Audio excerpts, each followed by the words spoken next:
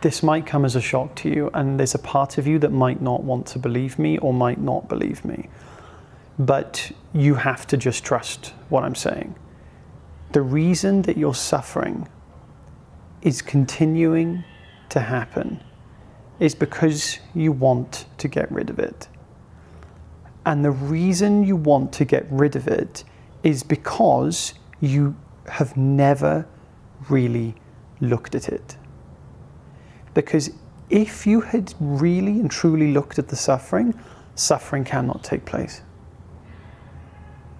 That's the simple formula. I don't think I can physically put it more clearer than that. I'm going to say it again just to try and make it even more clearer. The reason your suffering continues is because you want to get rid of it. And the reason you want to get rid of it is because you've never really looked at it. If you were to look at the suffering, in other words, to face the suffering, truly face it, and I say face it, I mean actually like look at what is the actual suffering is, not the idea of the suffering. For example, we have to see the difference between the thought and the actual suffering. The thought is the thought that says, don't get on the plane, and my resistance to that thought causes anxiety because I feel like I might die on the plane, therefore I'm suffering the resistance to the feeling of getting on the airplane. So most people, they dwindle in the thought about it. And that's what creates the suffering. The minute you look at the actual suffering, the thing that's making you suffer, the suffering no longer takes place. So your suffering will be there for as long as it's in your peripheral vision. So for those who don't know what peripheral vision is, it's like the things you see if I'm looking at the camera right now, everything around the camera is in peripheral vision. It's the things I see that are outside of what I'm focusing on, but I can still see them, right? So if I'm talking over here and my girlfriend comes through the door, well, I'm looking here, but I can still see her in my peripheral vision, and I know she's coming through the door. So suffering is the same thing. So suffering takes place when you're looking in one direction and the suffering is in the other place. So like if you're looking here at the thought or whatever it is you're worrying about, and then the suffering is taking place in your peripheral vision, it's like you know something's there, but you won't look at it. So it makes you suffer. And then it makes you suffer because suffering can only take place when it's resisted. So for example, you're looking at me right now on the camera or on the video and something's happening in your peripheral, pretend that thing's the suffering. If you don't look at it, you'll never know what it is. And if you don't know what it is, you'll assume what it is. And if you assume what it is, it will always seem uncomfortable, challenging, frightening, or potentially death-causing. That's basically what our suffering is telling us. And we resist that. We don't want to experience it because we want to experience life. We want to experience existence, and the suffering seems to remove our existence-ness. So we try to avoid that. And we avoid that because we're not looking at it, right? So let's say that there's the Indian analogy of the rope on the floor. It's twilight, we're walking down the street, and there's a snake on the floor. And we only see that it's a snake when we're not looking at it. So when we're walking down the path, we're looking straight ahead, there's a figure on the floor, I'm like, oh my God, there's a snake. But then when we look at it, it's just a rope. That's literally the experience of suffering. Thinking it is a snake, getting scared, suffering, resisting, oh no, it's a snake, I could potentially die. Then when you look at it, it isn't a snake. So the suffering can only take place when we are creating an illusion of what we think is there, and then we resist the illusion. Because the minute we look at the thing that is actually supposed to be causing the suffering, it's just a rope. There's nothing harmful there. So in the same way, let's just say that we're walking about life, and then something happens, and then, oh my God, something's happened and now I'm suffering. We instantly, first, we don't look at the thing that we seem to be suffering from, we look at the idea. That thought is creating a feeling. And you're not suffering the thought, because the thought, think a thought right now, Mary walked down the lane and tripped over a paintbrush. That's just a load of words. Blah, blah, blah, blah, blah. Thought. It's just a load of words. You appropriate meaning to those words and you dictate, do I like that or do I not? In other words, do I want that or do I not want that? And if you don't want that and you're attached to your preferences, guess what you're going to do? You're going to suffer. You're going to say, I do not want this to happen. This feeling will now be created in the body of resistance. You will resist the resistance. The resistance is the suffering. Therefore, you will perpetually continue to suffer. So the key of this entire thing is to just actually look at what the suffering is. Just look at it. Like, it seems so simple, but it's usually the most simple thing that creates the biggest changes. Take a look at it. Where is the suffering? The suffering is obviously not in the idea. The idea doesn't cause sufferings. You think thoughts all day. Suffering is not inherent in a thought. So we can only suffer where the thing is that is inherent to the suffering, which is never in the thought. So the next thing we can look at is, where is it in my body? Okay, it's a feeling. It's somewhere in my body. It's in my chest, in my stomach. It's in my head. It's in my eyes. It's in blah, blah, blah. Somewhere in your experience, there is something that is suffering. So the first thing you do is find where the suffering is. Can you find the suffering? Yes, the suffering takes place in my chest. Okay, describe why that is suffering. Because it's intense, because it's sharp. Okay, if it's sharp and intense, like something, like if you look at the sun, it can look sharp, right? If you look at the sun through a cloud, it looks sharp in the sense of it looks like a very specific shape. It looks like a circle. If you look at a cloud, the clouds look sharp. But if you look at a cloud closely, actually go into the cloud, not stand there at a distance and the cloud looks like a duck from here. Go to the cloud. The cloud's not going to look like a duck any longer, you see? Go there. Actually go there. This is the reason that we suffer. We don't go to the thing that we claim is the suffering. So what do you think's going to happen? We're just going to make up a load of nonsense. So let's go back to where we were. We're experiencing it's sharp, it's intense. Okay, we need to actually not just think that we can trust ourselves, because 99% of the time we can't, because we've trusted people who didn't trust themselves. So we're all just following a load of blind mice. We have to actually look at the thing that we're experiencing. And when we do, we say, oh, okay, well, I said it was sharp, but in order for something to be sharp, it has to have a shape. It has to have a size. Could you imagine a knife that didn't have a shape? No. Knives are sharp. They have shapes. Can you find a shape to this suffering that you're experiencing? Because that's the only way you're going to have something sharp or intense. No, okay, you can't find a shape. Okay, well, it's not sharp then. You can remove sharp from your vocabulary for this emotion for the moment, because it's obviously not sharp. It's obviously not intense, right? We can look at the intense. What does it mean to be intense? What do you mean? When someone says that my emotion, it feels intense, to what degree? By what measurement is it intense? Is it as intense as sitting in a sauna? That could be considered intense. Is it as intense as a headache? That can be considered intense. Is it as intense as a toothache? I can guarantee you, in no circumstance is your feeling going to be as intense as a toothache or a headache. So the emotion that we feel is only uncomfortable. Now, this is the key thing to understand. The emotion that you feel, the feeling that you feel, the thing the suffering is supposed to be, is only uncomfortable because you don't want it to be there. And you don't want it to be there because you're not looking at it. Because if you looked at it, you would see there's no reason to get rid of it. So the key of this entire thing, if there's any takeaway you take from this video, it's that the key is to see absolutely clear as day, to get 100% conviction that there is no reason to actually get rid of my suffering. We have to get to that place. We have to just see there's actually no, we have to be there like, hold on a second. All my life, I wanted to get rid of my suffering. But the only reason I wanted to get rid of my suffering is because I didn't even know what it was. Like, it's like, I want to get rid of that sofa, that ugly looking sofa. Why is that sofa there? We think it's a sofa. All along, it's a treasure chest. And it's got like 10 mil inside. That's what we're doing with our suffering. We're seeing this dusty old sofa. Who left that there? It's got rust on it. Who's going to sit on this little wooden box? This box of wooden trash it needs to get out of my house. I don't want it to be here. This is a terrible sofa. It's got no pillows. It's not a sofa. You see? Your suffering isn't suffering in the same likeness. The thing you're experiencing is not suffering. It's actually a treasure chest.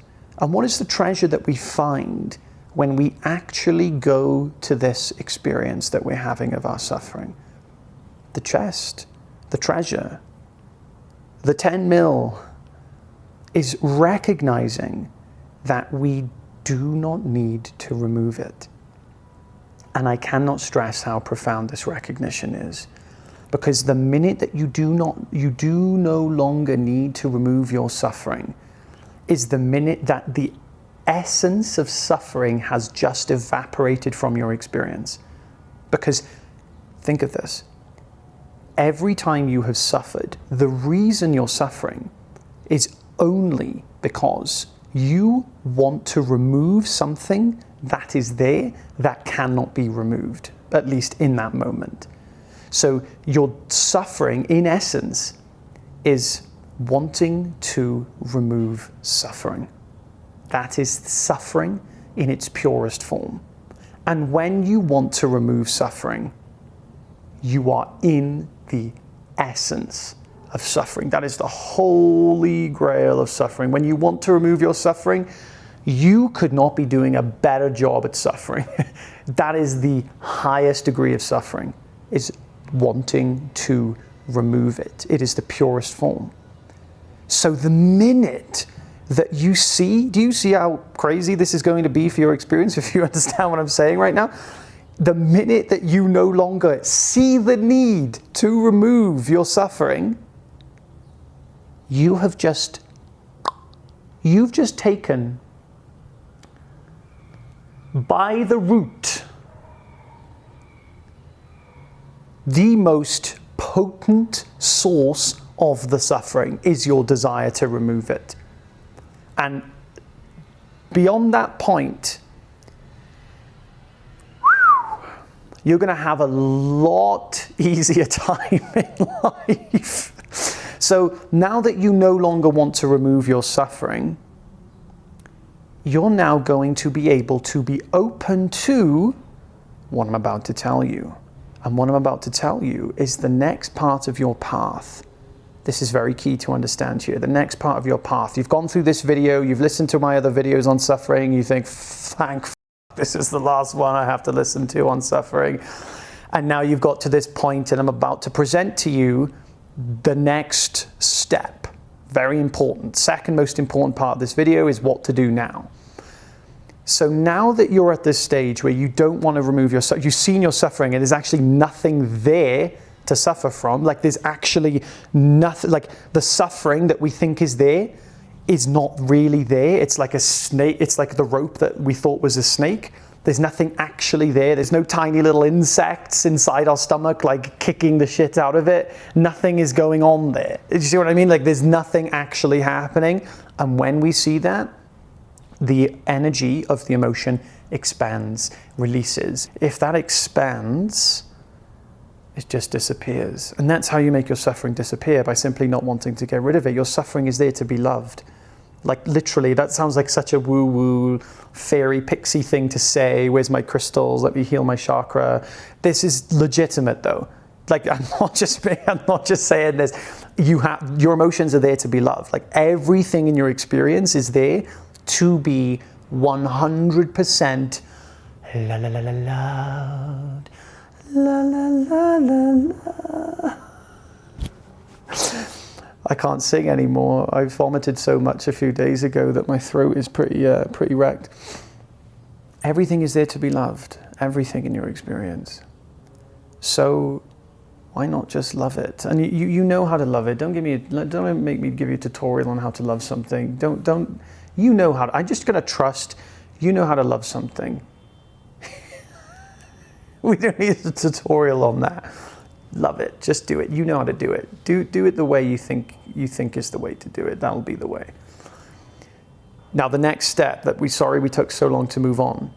To now be genuinely interested in the truth. I mean so like you have to become like imagine Socrates and Plato like sitting on their marble library, sitting in a like on this wooden rocking chairs, just like smoking a pipe, philosophizing about life, like that level interested. No more, oh, my suffering is so bad, let me find a couple of YouTube videos so I can relieve it. YouTube videos, scrap YouTube videos. I have a free community to help people. The whole point of this video is to get you to the free community so I can actually help you. Can't help you if I'm just talking to someone I don't even know who I'm talking to, you see? And this is same goes for all people who share this stuff on YouTube, right? Don't just listen to their YouTube videos. Go and actually have a conversation with them. Sort your shit out. I'm being facetious. I don't know. I don't have that real opinion. But you see what I'm trying to say. You've got to the stage where now you are a philosopher, you are an adventurer. No longer trying to remove your suffering, you're genuinely interested. Think of why astronomers look at the stars. Think about why you as a child were interested in the things that you liked. And if you didn't have any interest as a child, well, I'm sure you've had some interest in life. If you didn't have any interest in life, you wouldn't be on this path right now because you were interested in something. You were interested in removing your suffering. And that was your interest before it became something to do to remove the suffering. So go to that interest. When I say go to that interest, I mean just remember what it felt like to be genuinely interested in the truth. Genuinely interested in philosophy. Genuinely interested in spirituality. Interested, not friggin' fighting for your life because you want to remove the suffering before you get reincarnated as a friggin' duck in a hell realm and you don't want that to happen and you God knows what and you don't want to be reborn as a friggin' ape in the 1900s getting attacked by a storming raid of angry gunmen. This is like, you can't be in that vibe. And I mean that literally. I say you can't be in that vibe. That vibration is going to inhibit you from understanding. Your whole understanding, you have to be open to understanding. If you're not open to understanding, this is why people don't want to be helped. You can't help them. Why? Because they don't want to be helped. If they don't want to be helped, they're in a vibration where you cannot help them. It's not possible. You could say, hey man, can I help you? He says, no. Okay, cool, I'm going to help you. You can't do that. Impossible. In 1 year out, it won't even go in 1 year. In 1 year out the other is putting it lightly. It's not going to go through their ear. Their eardrums are sitting there like this, like a bouncer. He's going, fuck off, fuck off, fuck off. He's bouncing everything out of the ear. He don't want anything coming in. That's what it's like when you are trying to remove your suffering. You are prohibiting understanding. Like literally, you may as well sit there on a chair next to the Buddha, open your ear as wide as it can, listen to all the enlightened wisdom. Nothing will go through because you're still trying to remove your suffering. Because when you do that, anything you're hearing is going, okay, so this is how I can remove my suffering, this is how I can remove my suffering. And that will prevent you from hearing the actual teaching, the actual thing that's being shared, which is, it's like you're basically putting on a pair of earmuffs, and then a cage, and then locking the cage, and then just not listening. So in essence, this is how you can end your suffering, seeing that it doesn't need to be ended. You cannot end suffering. It's think of it like this.